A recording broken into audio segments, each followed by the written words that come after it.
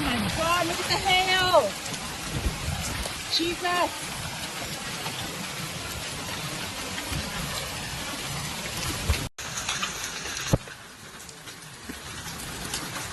A tornado and a huge hailstorm hit central Texas.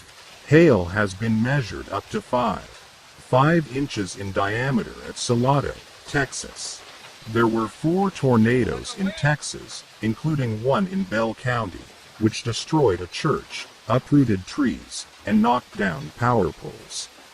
To understand how strong the hail was, just look at this car. The car will need serious repairs.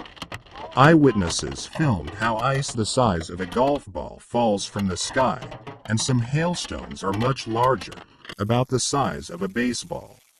Insurance companies are already counting losses, not only cars, but also the roofs of houses suffered from the revelry of the elements.